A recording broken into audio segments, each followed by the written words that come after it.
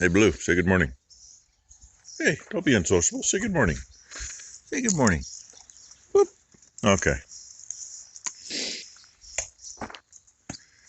Looks like these girls all spent the night outside. That's fine. Probably a lot more comfortable out here. I come out and I think it was that one was licking on the one laying down. And it's like, nah, it's not a calf. Got in a position I could see. Now there's a big body next to it, so it wasn't a calf. And yeah, it rained. I don't know how much it rained overnight since thunderstorms were going through when I put the video up last night. The gauge doesn't have too much in it. Between 1/10 and 1/2 and 2/10. I don't know what it's like up on that hill. And where it's been cut up, it may have just made a big mess. So, what do you think, kid? You think you're gonna walk away? It's your mama. She looks pretty freaking skinny to me. Unfortunately, the grass ain't growing. They're on straw. They got a lot of strikes against them this year. Be nice to have some good hay. Be nice to have the grass actually growing and have some nutrition to it. But hopefully they're in good enough shape to breed. Hopefully most of them are already bred. So anyway, figure the day out one way or another. Well, if we can, so we can move the tractors in the field. We need to at least go up and service them. Because the 3394 doesn't have much fuel left in it.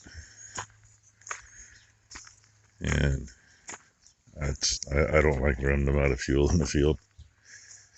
Dad did that with that tractor, and I could have, I wanted to beat him upside the head. We had, I don't remember what all we were doing, but the disc was on the 3394. I think the heavy harrow was probably on the 5288. And odds are I was planting with the 2294 at the time. But I could be wrong, because the heavy harrow could have been on the 2294, and I might have been doing something with it anyway. He was the other side of those trees on top of the hill. We disked it, and it was sod bound, but it worked up pretty good. But there was some big, more or less sheets of sod, like anywhere from a foot square to 2 feet square. And the heavy harrow was catching them and plugging up. Well, I'd brought the 3394 in, parked her down here. It needed a hosing, it needed a greasing, and it definitely needed fuel. And I was working in the field down at the end of the road, and I thought I saw him come, I could see him come down the road between here and there. Yeah, what the hell is he doing? I know he's not done yet. I get back here, and I still lived in town. This has been quite a few years ago. I get back here, and where the hell is my tractor? Well, he better have fueled it before he left, because he knew it needed fuel. He knew the disc needed to get greased. Keep in mind, half hour, 45-minute trip home. I don't know if I stopped that night to visit with a friend on the way. I mean, if so, it would have been an hour plus. I literally get home, sit down in the chair, and he calls me. I think something's wrong with your tractor. Well, when you're going up a hill about, that steep. So, here, we'll give you.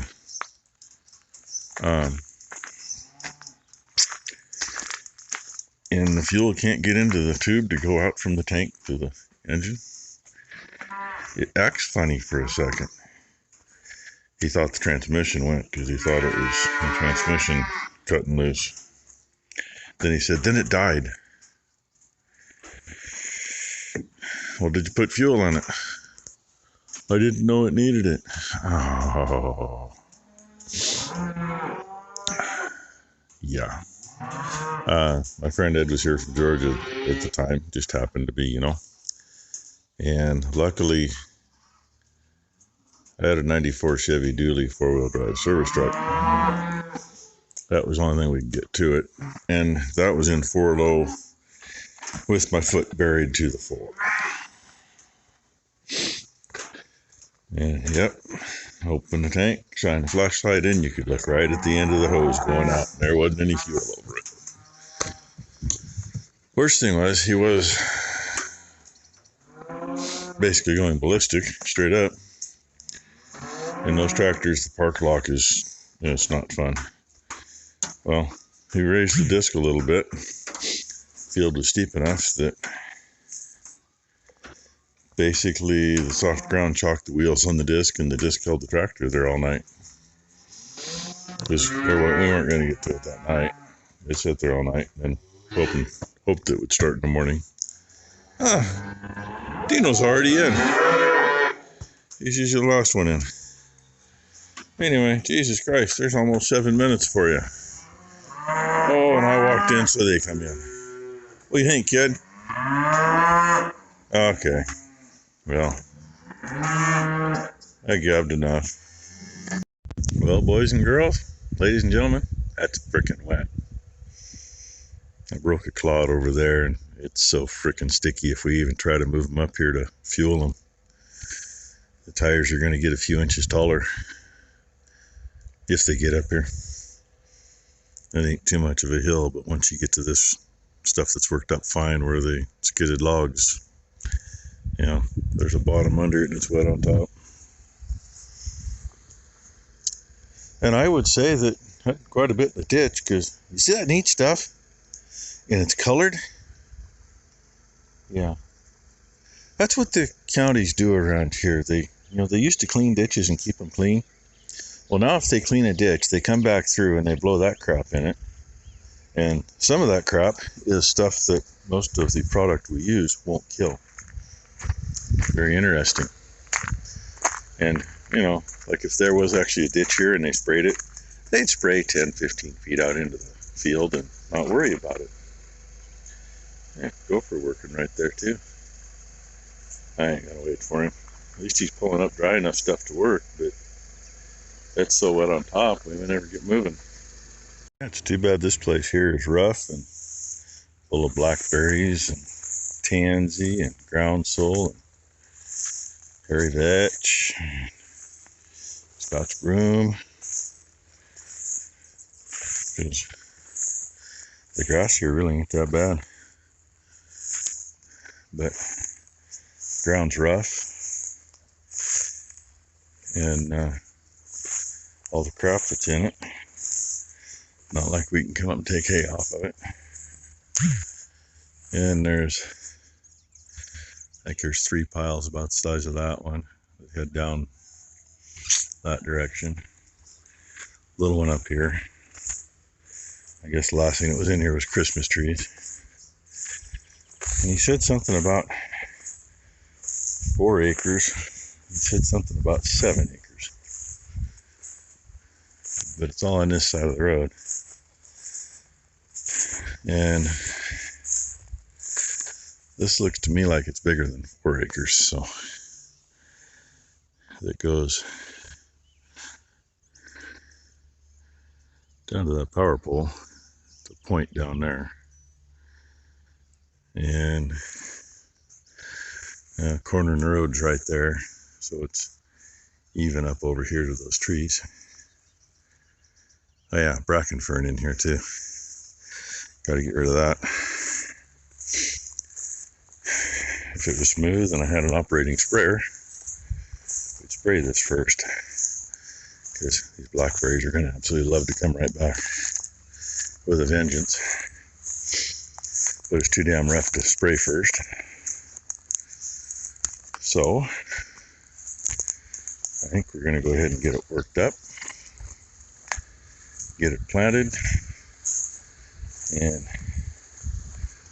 maybe see if I can borrow Maury's little sprayer on a tractor and bring it up and do this, because this is definitely going to need crossbow on it. And there's tansy down at that end, quite a bit of it, so it's going to end up needing Weed Master.